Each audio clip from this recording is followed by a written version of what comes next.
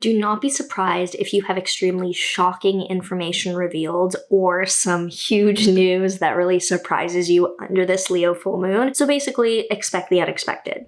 If you're excited to get into what this full moon in Leo means for you and for the collective, make sure that you like, subscribe, and hit that notification bell so you are always up to date with what the stars have in store for you. If you're new here, hi, I'm Maren. I'm an astrologer. I make videos on astrology, and I also have music if you want to check out that or any of my other links below. First, we're going to get into what this full moon means for the collective, and then I will explain what it means for each rising sign. So this full moon in Leo is happening on February 12th, 2025 at 5:54 a.m. Pacific time. So the morning during the US might be later in the day elsewhere, and full moons are always when the sun is opposite the moon. So this Leo full moon is happening because the sun is in Aquarius. So sun in Aquarius, moon is in Leo, and the moon is at 24 degrees of Leo, which is the third decan of Leo. So Leo is ruled by the sun, but this particular third of Leo is ruled by Mars, which is associated also with the Seven of Wands tarot card, and it's known as the Lord of Courage or the card of courage.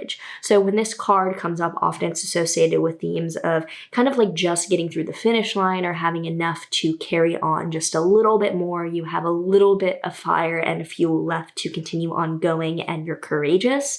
But Leo is already ruled by the sun, so there's a dramatic and exuberant, a kind of pride element to Leo. With this part of the sky activated and with Leo being what it is, expect pride and expect, I don't want to say arrogance, but expect a degree of having a little bit left to shock or to startle or to make your point come across being what instigates this. It's kind of like, oh, everyone's a little extra. Like there's a little bit left for everyone to still be extra about here. And the sun, therefore, is at 24 degrees of Aquarius. So Aquarius is ruled by Saturn. It's a serious intellectual air sign. And this part of Aquarius, the third decan of Aquarius, is associated with the Seven of Swords tarot card, and it's called the Lord of Futility. So this card is all about basically there not being a point in staying, like you need to change, there needs to be an adjustment, you need to go. So with these things as part of this full moon, it's clearly a full moon about knowing that you don't have your place here to like stay. Like this is not a place worth staying. There's no fucking point, so might as well startle people.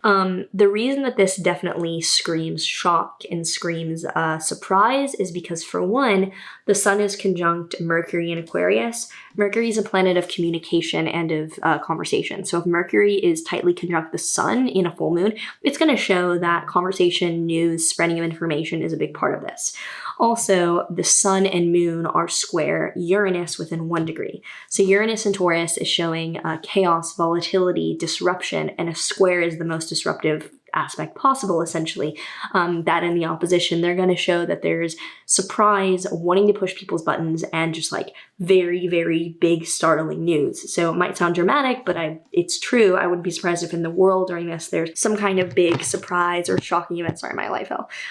Big, shocking, pride, arrogance fueled kind of news coming out that isn't that serious, but is still very pivotal and very shocking and just upset with people that are entertainers or politicians or people like in the public eye. Like, don't be surprised if there's batshit news coming out, especially if they are a Leo or Aquarius in late degrees. The full moon will have the sun trine Jupiter loosely, meaning that the moon is sextile Jupiter, which helps out with optimism and feeling like the glass is still half full despite this being disruptive. But the other thing happening that's kind of unrelated to this full moon is that Saturn, the North Node, and Neptune are all conjunct. So this is showing that this happening in Pisces, which isn't making any aspects to this full moon, there's an air of seriousness and commitment to spirituality, which might be influencing the energy behind this full moon. So with this triple conjunction of Saturn, North Node, Neptune, there's seriousness and there's a commitment to spirituality being combined. It's like a serious spiritual obsession going on in a lot of people's lives or in the collective. So that's going on, which might mean that people have less care or less investment to abide by social norms or want to keep the peace. People are like, look, I have this other thing I'm focused on that I care more about. Fuck this. I'm going to be wild and just batshit and out of pocket. So this is also trine Mars retrograde, which is also not really hitting this full moon. So luckily, a lot of the things that are most important, either issues or things that you like, are not part of this. So like the most important things in your life are probably not part of this. This looks like tea and just like startling the world kind of energy, even though it kind of sucks. It's not that serious. So if you have any questions or thoughts about this full moon, let me know in a comment down below. I'm interested to see how people are feeling about this on a collective level. And now let's get into what this means for each of the rising signs. So this is by your rising sign, not your sun sign. It's your rising sign or ascendant. Aries rising, this is in your 5th house of dating or creativity. You guys are probably having an ending or a fight or something shocking revealed about something you're dating or something creatively that you're working on. It could also just be you get a creative download that's crazy and you have to take action on it. If you're a Taurus rising, it's in your 4th house of home or family. You might have a huge disruption with where you live or something revealed with parents or roommates. If you are a Gemini rising, it's in your 3rd house. That's communication, travel, daily routine, productivity.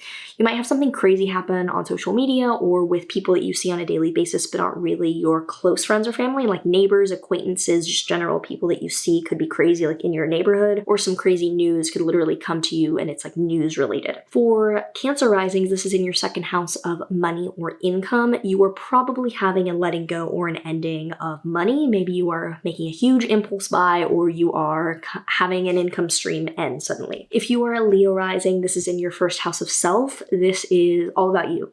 You were the one acting batshit. You were the one kind of being out of pocket or saying something that needs to be said that kind of alarms people. You are the one that is the main character that's driving this energy. It's about you. If you are a Virgo rising, it's in your 12th house. This is going to be mental health, bad habits, coping mechanisms, spirituality.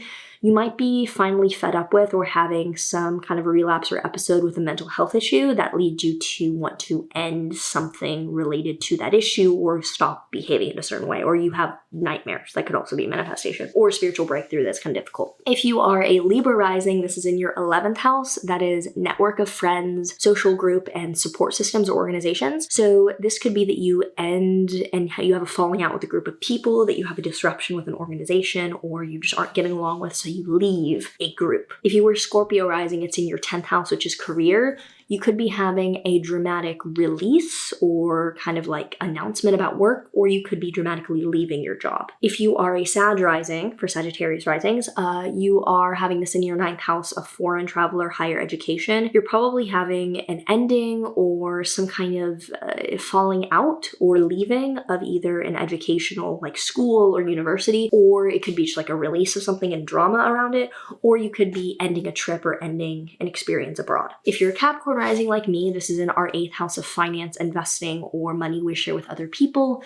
You could be dramatically paying off or selling something that's like an asset or an investment. You could also be paying back a loan or a debt, or it could be that something comes out or is shocking about finances. If you are an Aquarius rising, this is in your 7th house of close relationships. So if you're married or dating someone, it could be a big falling out or just dramatic event with them, or it could be something legally where information is revealed and something comes to light that is shocking. If you are a Pisces rising, this is in your 6th house, which is health and coworkers or employees.